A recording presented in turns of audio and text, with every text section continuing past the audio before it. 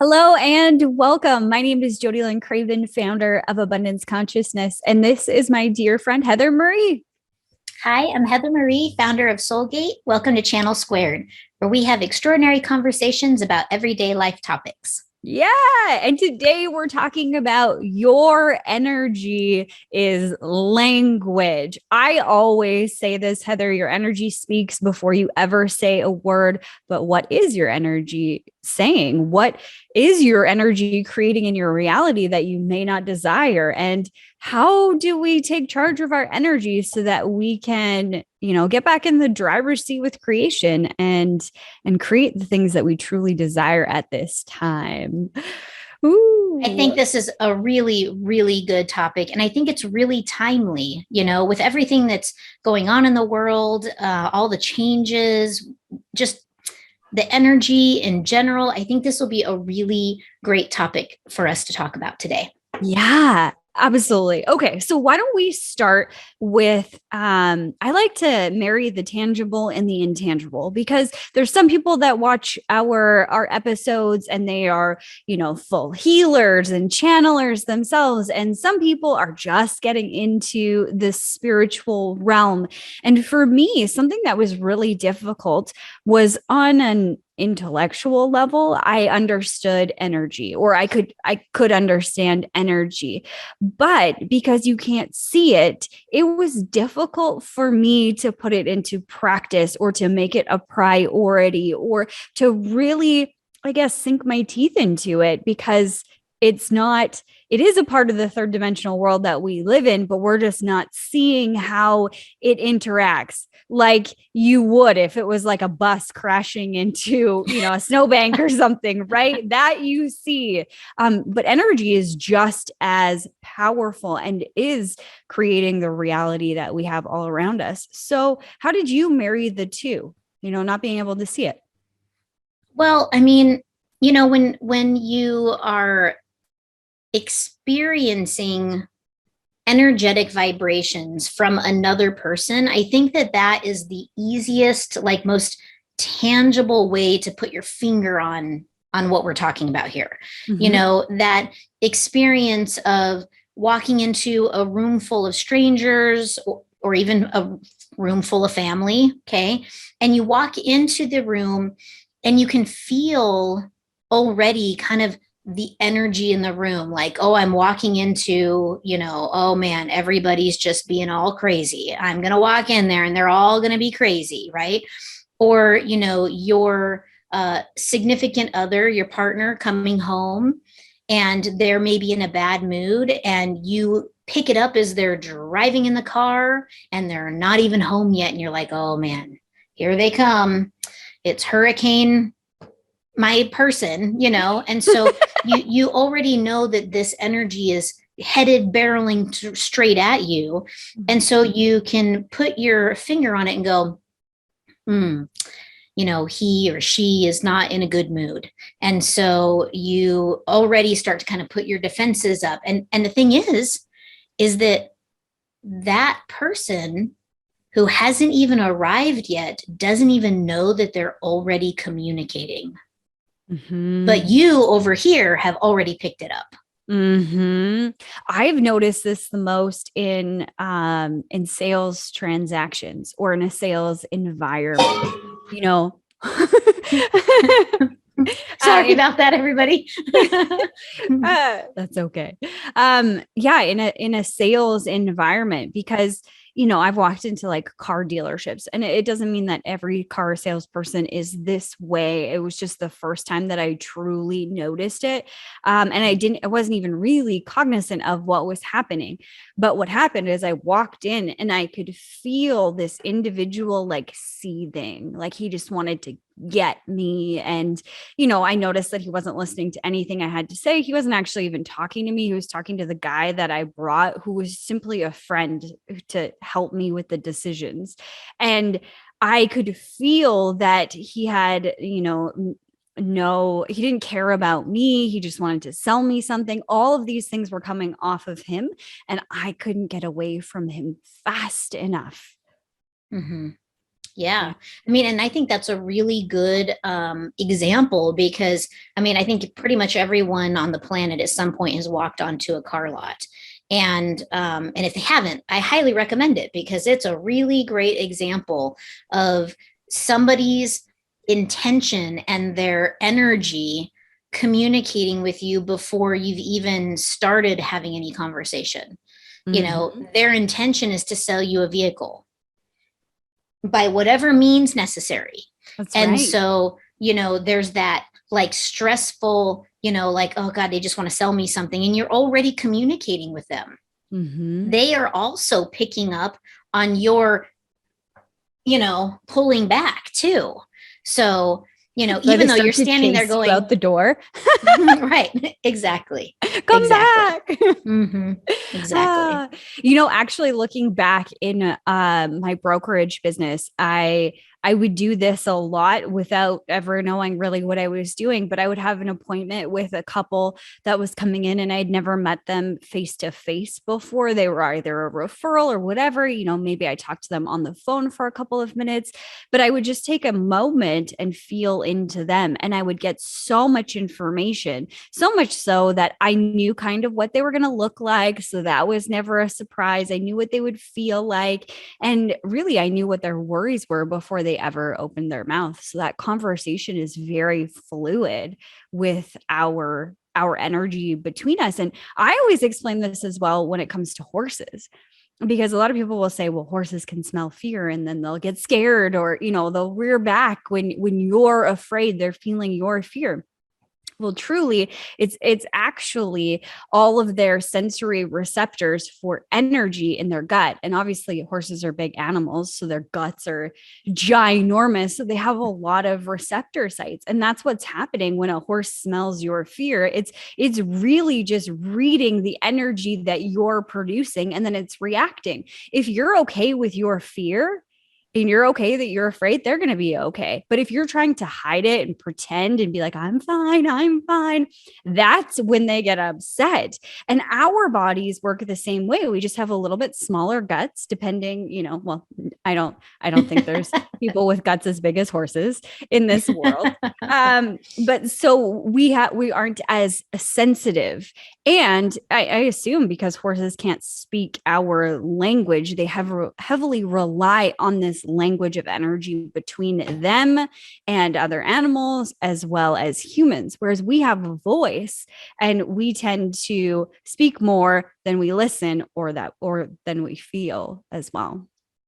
Yeah. And you know, the thing is if you really like tune the sensitivity of your feeling of the energy, you're picking up on the energy. And there's lots of ways that you can, you know, read energy, pick up on energy. Some of those things being, you know, like your clairsentient, you know, you sense, you know, working on that particular clair would, you know, essentially strengthen that muscle.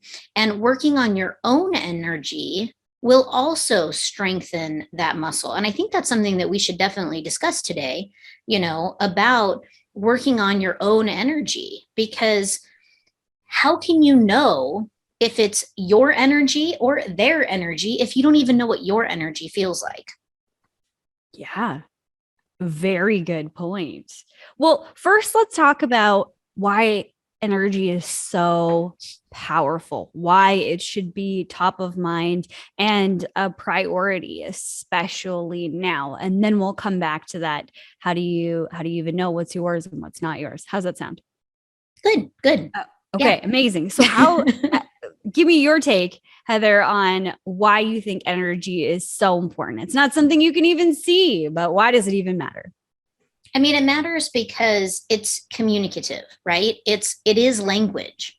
Energy is language. So, you know, it's really important that you are in integrity with your energy whenever you are being with yourself and with others. And so it's really when you're with other people and your energy is just shitty, everybody in the room is going to have a terrible experience of you. right? Mm-hmm. Even though you've got your smiles on and, you're like, oh, yeah, I'm the hostess with the mostest, right? But if you are putting out the vibe of, why are these people here? I wish they would all go home. The party's going to end real fast because everyone's going to be like, God, what's her deal? I don't really want to be here anymore. Let's just go, So I think that it's really important that you keep your energy in check because it is communicative and you want to be authentically who you are Mm-hmm. in a way that is just authentic, Mm-hmm. but you need to be aware of it. If you're having a shitty day, hey, that's cool. Have a shitty day. Be in a Yeah. pissy mood. It's all good. But be honest about it. you Mm-hmm. know? Not, I'm fine. Exactly. Everyone knows Exactly. you're not fine. Exactly. When I think about energy, especially right in this moment, I'm thinking about a fracturing of self. And this happens a lot with manifestation is that we say over here, I want this. And then our energy over here is like, just kidding. I'm not connected to that. I don't actually want it, or I'm not in alignment with it. Whatever it is that your energy is communicating. And it's almost like that story of the baby and the two mothers that try and pull the baby apart. You're being pulled potentially in two different directions. So you think, if you take a step back and you actually think about this from being in the seat where you are most powerful, where you are fully aligned and you are authentic and you are sitting in the seat of who you truly are and who you came to be in this lifetime. If you're being pulled in either direction and you don't know who you are, think about how much power you have lost as a creator of your reality, as a controller of your own energy and the situation around you, the influence you have on the things around you. Like, the universe doesn't even know if you're going this way or that way. So it's like confused, like error, can't compute what you're trying to say. No wonder a lot of people struggle with attracting what they truly desire if we don't even know what our energy is saying, or we're fractured between what we're saying with our mouth versus what we're saying with our energy. There's a huge disconnect there, and we're losing a lot of our natural abilities to create the reality we have in front of us.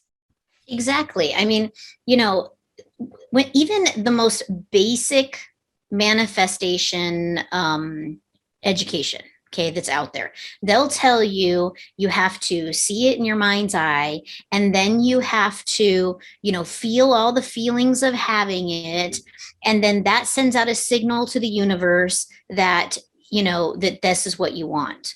But if you are thinking it in your mind and you're sending out the signal of like, oh yeah, I really want this, like, I really want this, and so I'm thinking about it, and oh yeah, it's great that it's going to feel so good when I get it. But really you're going, I'm really not going to get it, but I'm really hoping really really hard that I'm going to get it.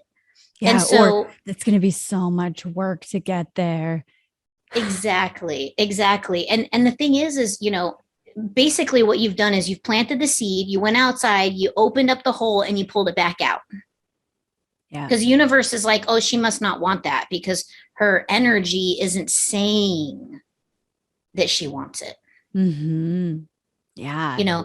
Sometimes people do this with, like, this is going to be probably very polarizing for some of our listeners, but people do this a lot with having children. Mm. They have this idea of, oh, I really want to have kids, but they don't really want to change anything in their life, and they're not open to that. And when you have kids, your whole life changes. Mm-hmm. And so, if you really want to have kids, you have to want the experience of your life changing also.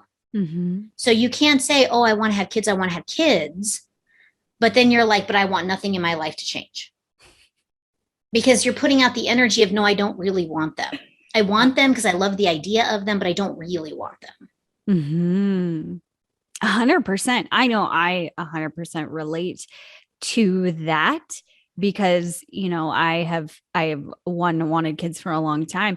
And there's been parts or times in my life where I'm like, I don't want my life to change. I want everything to stay the same, but them to come. So I can definitely see how I was going in two different directions and kind of canceling out both sides of things. Or something, after I had my ectopic pregnancy and whatever, there was a lot of fear around getting pregnant and getting through that, first couple of months space and like finding out and all of that. So I was speaking like I really want kids, but my energy was, this is going to be hard, or this is potentially going to be rough or emotionally draining or really, really freaking scary. And, I I'm could see, scared. yeah, I am scared, the cellular level. So I can see that differentiation between the two and how it would just cancel each other out. You plant the seed and then you dig it up, plant the seed, dig it up.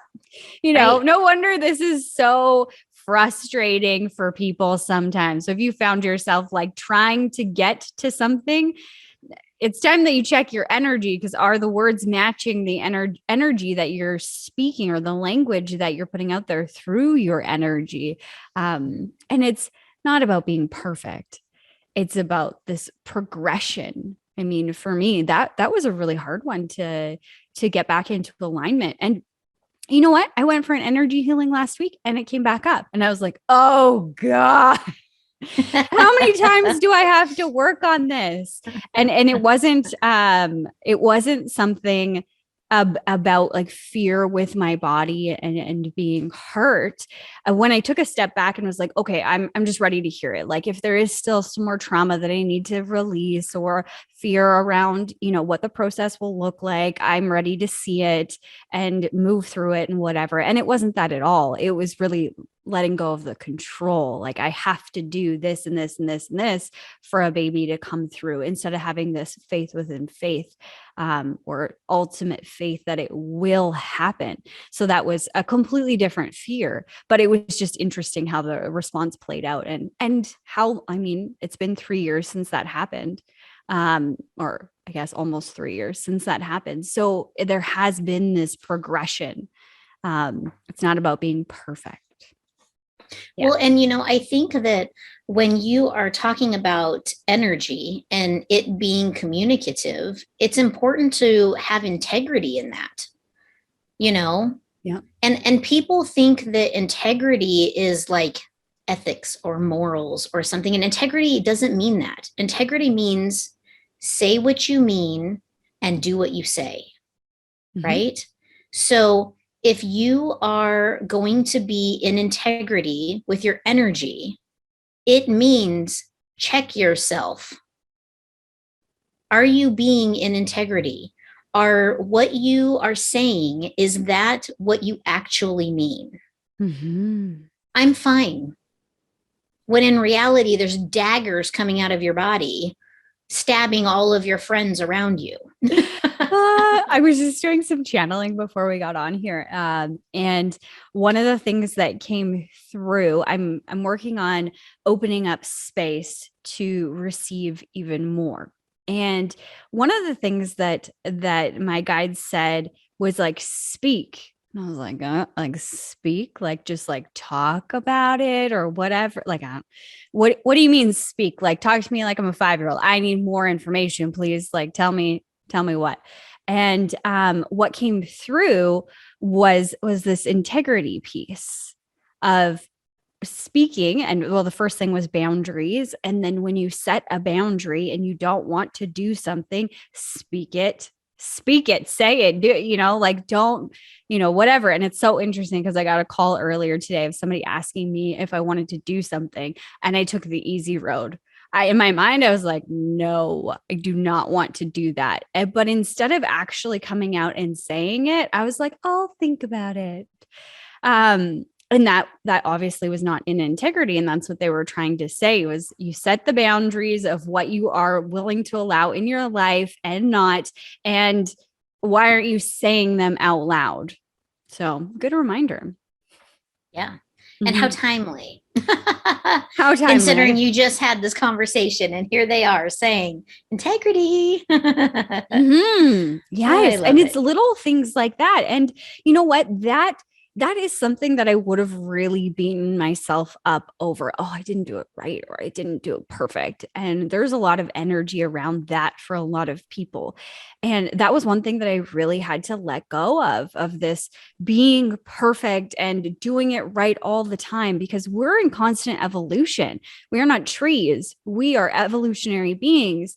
And for me, when I was in that moment, even, last week having that energy healing, hearing that it was coming up again, I had to surrender to, you know what? It might be coming up again. And if I start to look at the positive in this or the progression in it, it's not the same as it was when it just happened. It's not even the same that it was a year ago or 2 years ago, or even 3 weeks ago, because I am continuously growing and then giving myself that space to be proud of how far that I've come, and still have the ability or the desire to want to keep going. That there is no finish line. It's just a journey. So we got to stop thinking, oh, I'm not there yet. Well, you're here and this is where you're supposed to be. And the journey is about continuously evolving, or that's what I think. Yeah. Well, and I mean, it comes down to, working on it. The journey has evolved because you've continuously worked on it. Even though you don't think that you've been continuously working on it, your subconscious has been working on it. Your conscious has been working on it at times. And, just the time and space creation to move through it is working on it. Mm-hmm. And when it comes up for you, you take a minute and you work on it. You go, oh, look, here it is again. I guess it's not healed. Let's work on that. Mm-hmm. Absolutely. It doesn't have to be this big thing of I don't want to, or beating Right. myself up.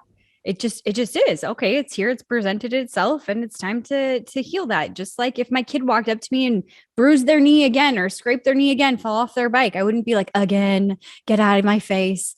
You fall off your bike way too much. You should stop riding it. No, I wouldn't do that to them.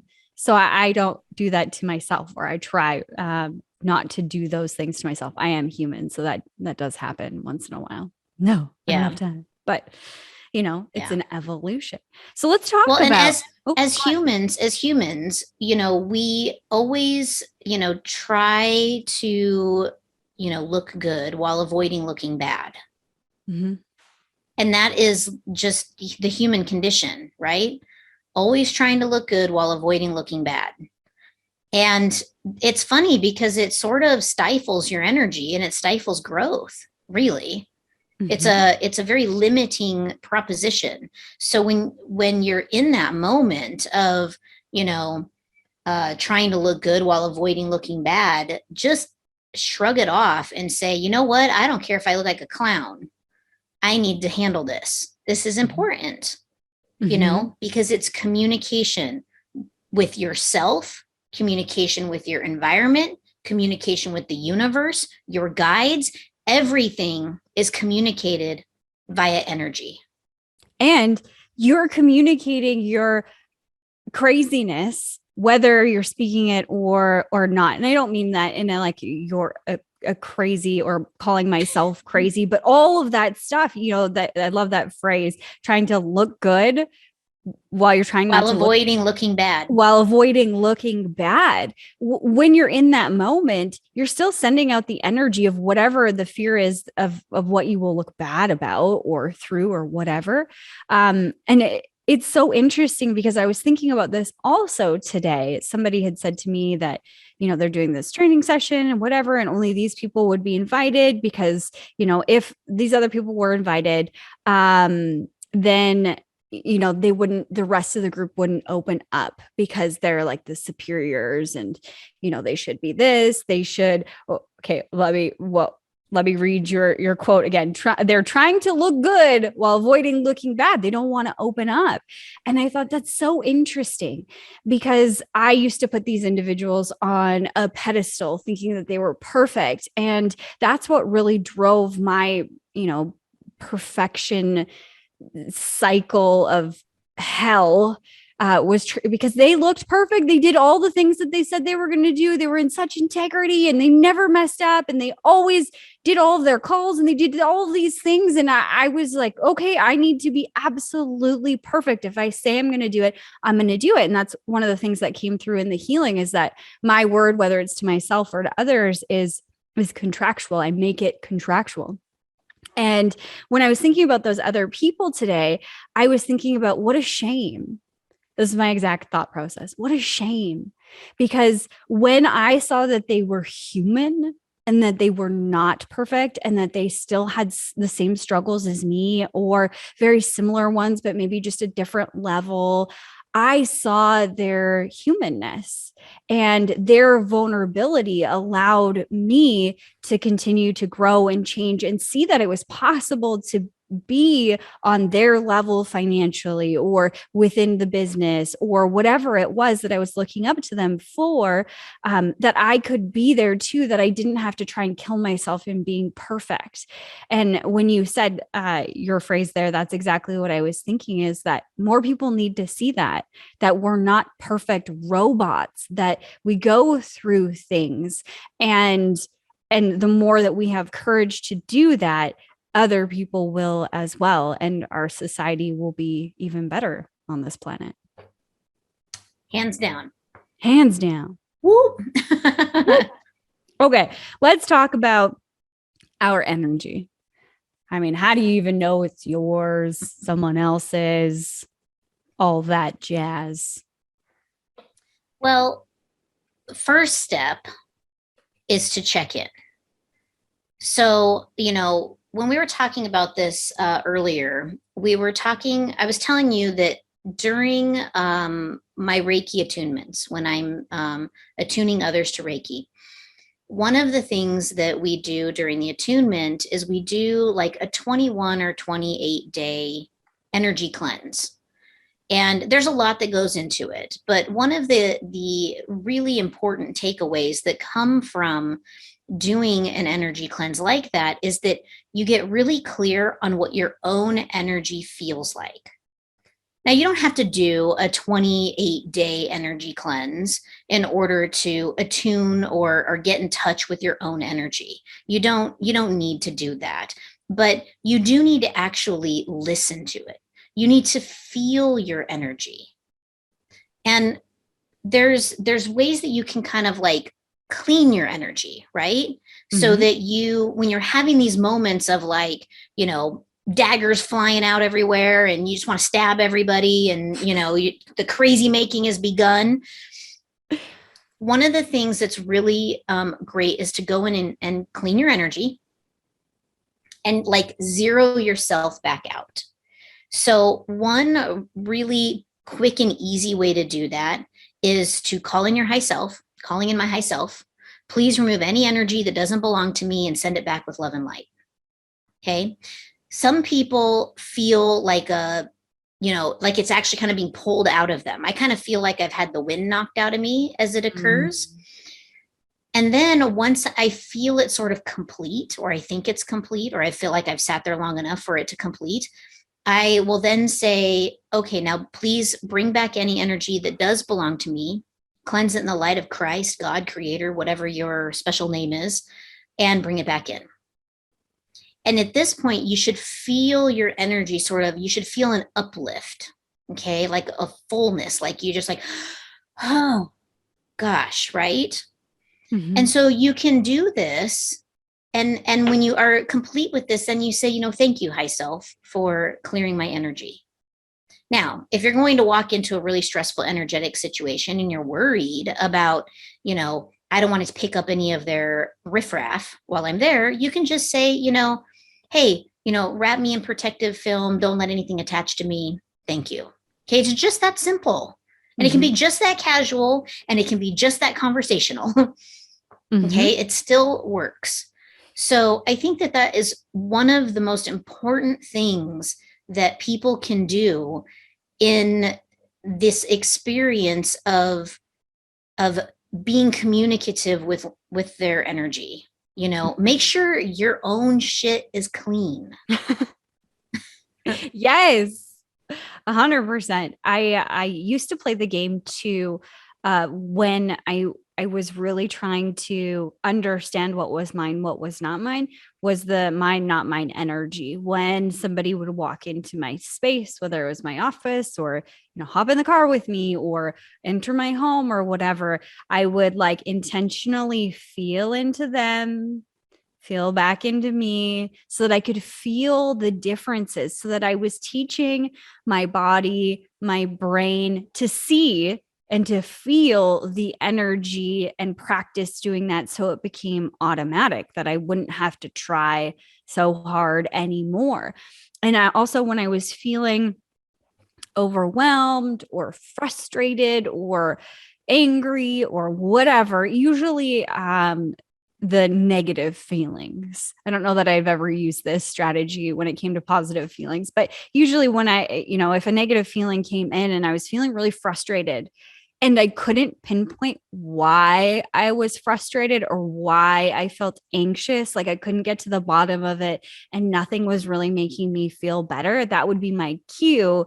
This probably isn't mine. I probably took it from someone else because I was really bad at that. I'd try and take people's energy so that they didn't feel bad. I don't want you to feel bad. Come here. I will take care of you. I will just hold all of the sadness for you so you don't have to, which is not good, especially if you're not cleaning your energy. But for me, that's I needed to learn that. And I would go through this process of, oh, okay, I'm feeling all of these things and I can't pinpoint why I'm feeling any of these things. Is it my energy? And I would just ask within my body, is this mine? Inside of my heart space, is this mine? No. Okay, then I can let it go. It's not mine. And just practice doing that. And, at first when I started to do that, and I'm sure the same is with you, Heather, where it was very conscious, like I actively had to do it. And then it became natural, automatic response where I didn't even have to think about it so much anymore. Not that I still make my energy a priority every single day in different capacities. Would you say the same? Yeah, absolutely. I mean, anytime I have you're absolutely right about it's when the funk shows up, right? When I'm having like happy energy, I'm like, whoa, I'm having a good day. Everything's good. I'm never like, is this belong to someone else? No way, I'm taking it for mine. I like this too. One. Let's hang on. I know. I'm like, we're just going. No, I'm just kidding. No, I don't like, siphon anybody's energy. But, if I'm having a good day, I will be the first one to admit that I never ask if it belongs to me or not. I just ride the joy train and enjoy it. But when, the funky funks show up, I definitely take a moment and, especially when it's really emotional, like it's really triggering a lot of emotions. I'm feeling triggered. I'm feeling anxious or irritated or just flat out pissed off. Mm-hmm. I will just be like, oh my God, is this mine? Or who does this belong to? And so like, I'll sit there and I'm like, okay, does this belong to me? And I will take that energy, all that feeling, all that emotion, I put it into like a little clump, I bring it into my heart and I go, does this belong to me? And I usually get a pretty immediate yes or no. Mm-hmm. And oftentimes it's not even mine. It's just something I picked up along the way. I bumped into someone whose life is just horrible and they're in the trenches with all the polarity or whatever, right? And so the thing is, when I get that, no, it's not mine, calling in my high self, please remove any energy that doesn't belong to me right now, mm-hmm. Send it back with love and light, And so it's like, I do that, cleaning ritual immediately. And then I check back in. Okay, how do I feel now? Is there any of it? Are there any remnants left? And if I do get, yes, it does belong to you. Well, let's start the exploration. Why? What is it? Show me what it is. Share with me what it is. I need more information. Give me more information. And then I just start going down the rabbit hole to figure out what it is. And then once I find it, I go, do I want to heal this or not? Yeah. I actually ask, do I want to heal this or not? Because sometimes I'm not ready to heal it. Mm-hmm. And sometimes I would just need to be pissed for a while. I mean, you and I worked on something. I mean, you and I worked on something just last week on this, right? Mm-hmm. Something super massive that has been really holding me back in my life. I'd work on it with you. I work on it with my husband. Between the two of you, I think we might actually have fixed something that I have been working on for years. Whoop, whoop. Years. And so the thing is it's like, I wasn't ready until I was ready. Mm-hmm. And it's okay if you're not ready, but at least acknowledge that you're not ready. Yeah. 100%. It's about integrity. And I think that's difficult for people because we attach, that healing to, then once I'm healed, then this will happen and this will happen and this will happen. And so the only way through is to heal it. And yes, and potentially no, because there's billions of possibilities that exist. That is one possible way. Is it the only way? Absolutely not.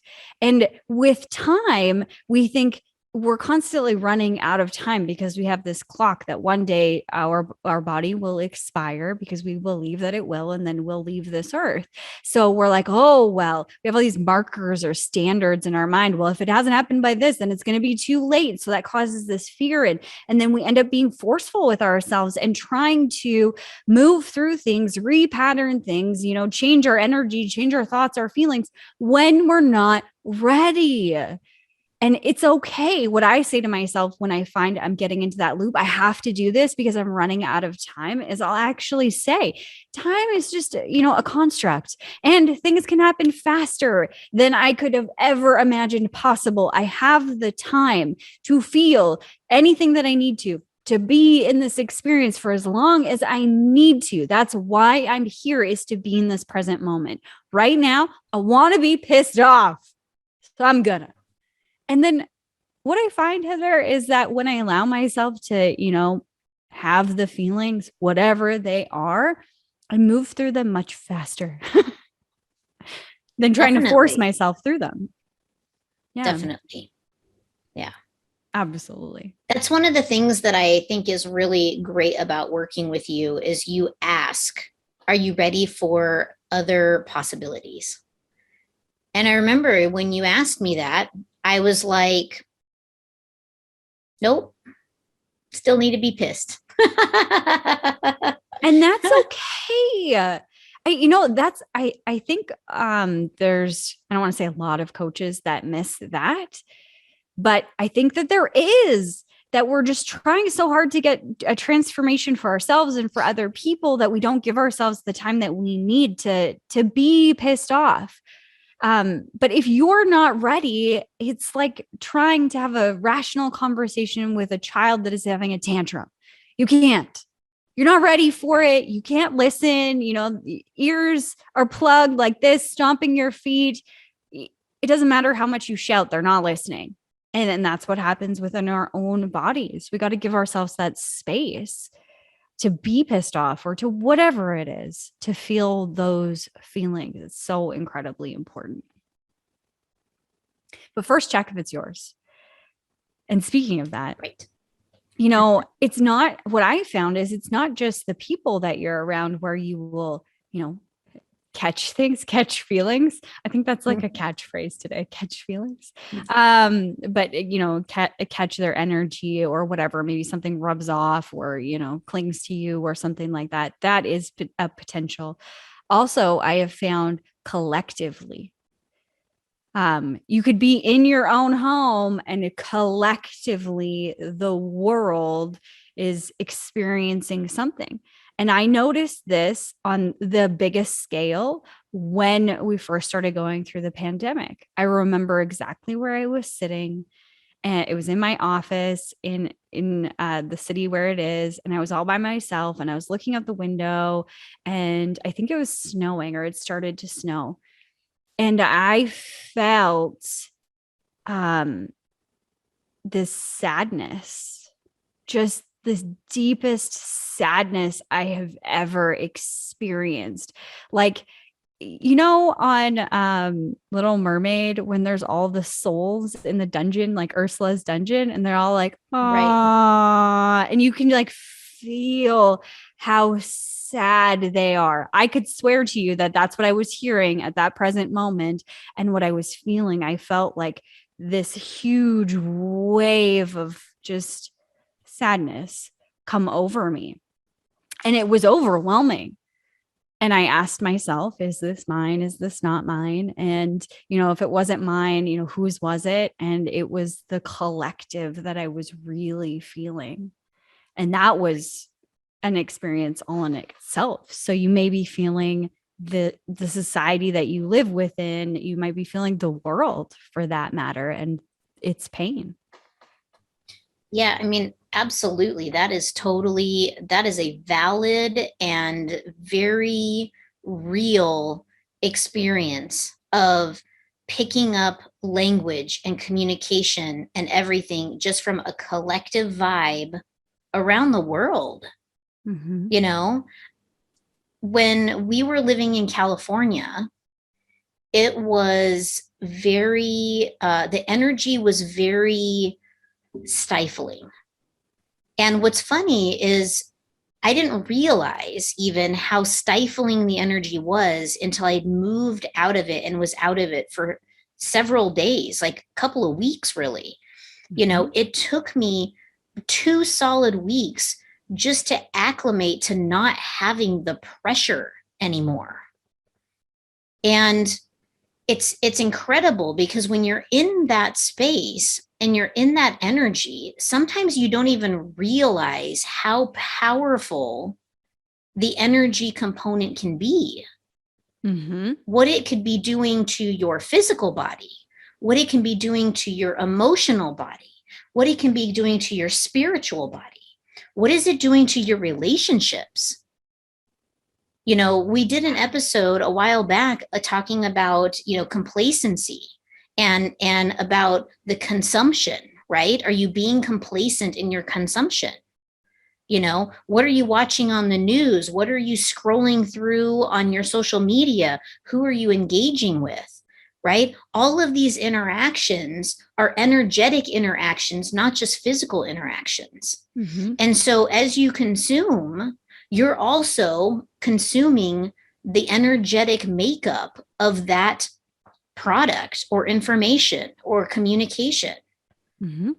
So it's really important if everybody would just take care of their own energy, things would be so much clearer, things would be so much crisper, and there wouldn't be as much misunderstanding. Mm-hmm. Because words would match vibrations. Mm-hmm. They talk about, a lot of business coaches will use the phrase, your actions and your words are inconsistent. So you must not actually want that because your actions and your words are inconsistent. You are saying that you want to make $100,000 a month, yet you are, floating around on an inner tube in your swimming pool, 6 days a week. Right. And so if you want to actually do that, you have to actually perform some functions in order to create some of the wealth. Right. And so they'll say your actions and your words are inconsistent. This goes to vibration too. Yeah. Energy too. Yeah. If energy and words are inconsistent, it means that it is broken. Yeah. You will not get the desired result. It'll be distorted Period. somehow. Exactly. Mm-hmm. Yep. Yeah. Okay. So how do we make it a priority? What do we do? Like, I guess maybe even the first question would be, what is your energy saying? Exactly. What is your energy saying? What are you saying without saying anything? Mm-hmm. What's the vibe you put off all day, every day, 5 minutes from now, 6 minutes ago? What is your vibration communicating about you? I think this Do one's a you tough. like it? Yeah. Do you like it? If you are, spewing joy all over the world and you dig it, great. But if you're, having these, conversations, and I'm guilty of this, oh, I need to lose some weight. Oh, I'm getting some wrinkles. Oh my gosh, look at that whole patch of gray hair there, right? So, you're having this energetic communication even with yourself. Would you hang out with somebody who was constantly telling you were fat, full of gray hair, and covered in wrinkles? Probably not. No. That would probably not be your bestie. When you were saying that, would you want to hang out with that? The first thing that popped in was, I bet you this is a huge part of why people in general don't like to be alone. They don't like spending time with themselves alone. They'll turn on the TV, they'll turn on music, they'll turn on whatever so they can get away from their own thoughts and their own feelings. I think that's a huge red flag. And I mean, if somebody's listening that does that, don't like spending time alone in complete silence, can't do it for long, that's okay. And now and you can start asking yourself some questions. Why? For me, I didn't want to be alone. I didn't want to have, silence or whatever, because I was afraid of what was going to come up. And I didn't really like who I was at all. And it's really interesting because I thought I was super self-aware and I thought I was super happy, like positive and whatever, until I went through a huge awakening, a bad breakup, and I really started to connect with my own energy and started putting myself first and filling my own cup and actually rejuvenating my soul. And one of my closest friends, our closest friends, Jackie, said, she had known me for years before this point, but she said, this is the first time I've ever seen you smile. Like I didn't realize that all of those smiles before were fake until I saw this one. It was true. Yep.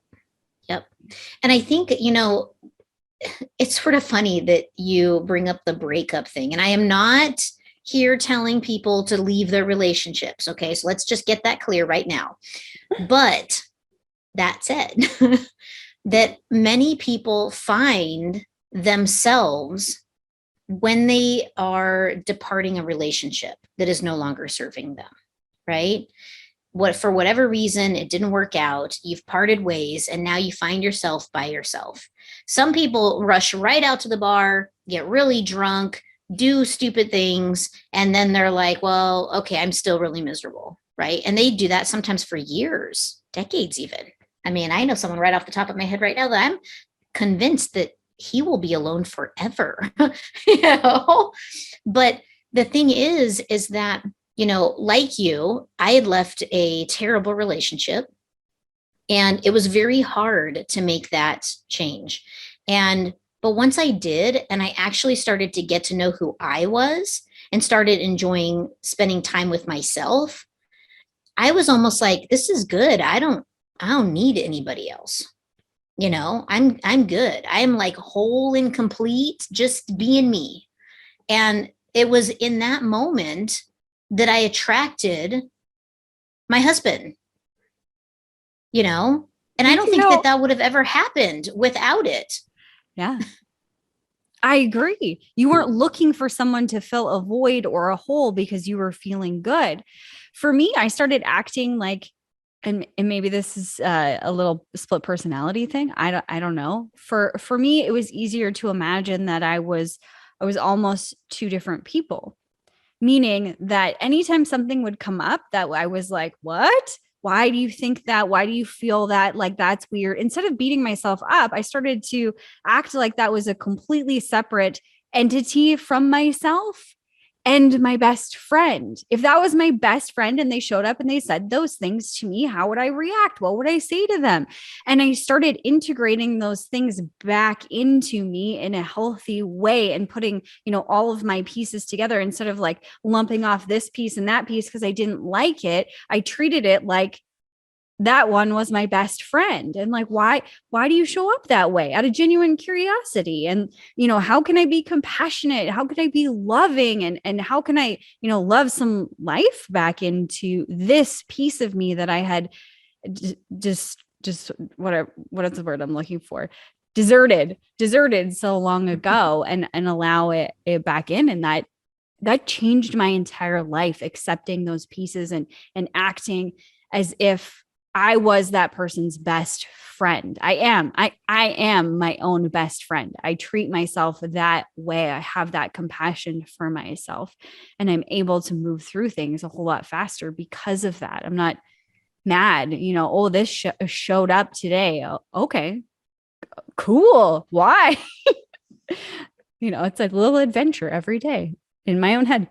Exactly. Yeah. Exactly. And, and the thing is, we're not perfect about it. No, we're not perfect about it. All of the energy work in the world that, you've done, I've done, people in our circle have done, we are still human. We still have the moments. We still have experiences that we just need to sit in the sludge and, crunch through it and have that experience. So, but I think that, cleaning your energy, taking care of your energy, that is really, really important, not just for you, but for everyone in your experience. Yeah. And the collective. It ripples out. It's so incredibly important. I had this conversation with my niece a couple weeks ago when I was babysitting her. I was teaching her about her own system and calming her nervous system. And because she takes on everybody's energy, she's so incredibly intuitive and just a brilliant little girl. And I can feel that she takes on everybody's stuff. So I was teaching her to clean her own energy and to pay attention, what's mine, what's not mine, all of these things. And I was teaching her about meditation. And she said, Auntie Jodie, how do you have time for all of that? And I said, I make time. My energy is my first priority, because without it, I'm fractured. I can't create at the level that I was put here to create. I can't experience unless you're all together. You can't experience the whole when you're fractured like that. My experience today is completely different than what it was before. And I think when we were having this conversation before we started this episode today, when we were in preparation, you said it best, Heather. Men are such great teachers of this. Such great teachers. If as women, we can take a page right out of their book because they take care of themselves first. I would love for you to give, some of the examples that we were talking about earlier. Yeah. So the men are incredible at conserving energy. Now, I know the ladies that are watching this are probably rolling their eyes going, yeah, they are lazy bums, right? But the reality is that, this is a primal instinct for men. Okay. This goes back to caveman days, right? The creation of man. And the reason that they are such experts at conserving energy and understanding energy is because they are protectors and providers biologically, right? This is their biologic instinct, is to protect and provide. So if they are this, they are always going to have to be ready to protect and provide for their family. So they are not going to sit around the circle with the ladies and do the basket weaving, because that is not a good utilization of their energy. They need to conserve it so that they can fight off a bear and bring home dinner so that their family doesn't die or starve. And so men, they can spend all day in the nothing box inside their head, all day. And it's because it's innate to them to conserve the energy so that if a boogeyman shows up, they can beat them down with a, I don't know, tuna fish can in their pantry. Because let's be real, this is, we're not in the caveman days anymore. But the point being that they are really good about conserving their energy and taking care of their energy. My husband has a particular night of the week that is his night where he gets to decompress, do his thing, and he needs that. And he needs that because it allows him to show up for me. Yeah. And without it, he can't show up in the same capacity. It depletes him. And we as women, we'll just deplete ourselves all day long because we don't take that lesson for whatever reason. The house doesn't have to be cleaned right now. The dinner can wait a half an hour while you shower and meditate. Okay? People are not going to starve if they eat an hour later than when they did last night. Okay, let's just be real about that. Okay? It doesn't have to be so rigid that you, as a female, get no nourishment. That's not healthy. It's equally important. And if you went to your husband and you said, hey, babe, I need one night a week off from the family. Yeah. I want the whole day. Give me all of Friday. You're going to get the kids ready. You're going to get them off to school. You're going to pack all their lunches. They're going to come home. You're going to help them with their homework. You're going to, make dinner. You're going to shower them. You're going to put them into bed. And I'm just going to float along the lazy river all day long. Think of how nourishing that would be for you. And your husband would actually more than likely understand. I need this for me so that I can show up for you. They understand that because that is innate to them. Watch your husband. Watch the men in your life and how they interact with their energy, where they spend their energy, how they conserve their energy. There's great lessons to be had there. 100%. I know my husband, when he's tired, he is unapologetic for where or when he sleeps. Like he will literally be sitting on the stairs having a conversation with me and then just fall asleep right there on like a dog toy or something. It's like, okay, whatever. Like he just does whatever he needs and he doesn't apologize for it. And I think that that's really beautiful. And I think you're spot on, Heather, that us as women, we kind of put ourselves last and put everybody else's needs ahead of ours, whether we have children or not. Because I know that I would do that with both my businesses before I started transitioning into this, energetic space, is that I would give until I was dying.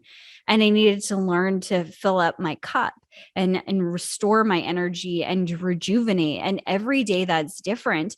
It's a fluid experience for me. Heck, this morning I woke up and I was in a shitty mood. And I was like, I'm frustrated. I don't know why I'm frustrated. I didn't actually ask if it was mine, not mine. I just assumed that it wasn't mine. If that happens tomorrow, then I'll ask again. I just assumed it wasn't mine. And I lit some sage. And then I saged myself because that's, I've tried that and that has worked. And that made me feel a little bit better. I did some grounding. I just was checking in with me. If my energy is not right, and I'm not 100% on this, it's not perfection, progress, but when I notice that my energy is not right, I do my very best in that moment to stop everything else that is not urgent, like deathly urgent and important. If nobody's going to die, I try to put it to the side, all of those things, that to-do list, and I focus on me, rejuvenating me, whether that means a nap or some TV time sometimes, or a walk, or just saging myself. I got the clear message before we got on today that even though I have 101 things to do after we're done this live, that my main focus needs to be going into meditation and doing a meditation, because obviously something needs to come through. There's some restoration that needs to happen there, whatever it may be. It doesn't matter what the reason is. I've been given the cue that my body and my brain and my energy needs something, and I'm going to take it and I'm going to run with that and do my best to make that my number one priority. But I think that's all that we've got for time today. Is there any last things that you want to say, Heather? Honor who you are and honor the vibration that you put out. And it's really important to connect with your energy every day, at least once a day. You know, if you don't do it multiple times throughout the day because time gets away from you, life gets busy, at least take 5 to 10 minutes out of your day every single day to feel your energy and ask, what am I putting out to the world? Is it mine? Does it need to be cleaned? What do I need so that I can show up in my authentic vibration and my authentic energy? Ooh, yeah. Amazing. This is such a wonderful episode. If you liked this episode, I want you to hit the like button. Make sure you're subscribed and you've got the notification bell on. Next week on Tuesday, we are talking about living with intention. And it is mine and Heather's collective intention to double our subscriber count. So when this video goes live or this recording goes live on Thursday, make sure you share it with all of your friends. And again, if you're not subscribed, make sure you subscribe and that you come back next week for our special iteration of living with intention. Thank you so much for coming today. Have a wonderful day.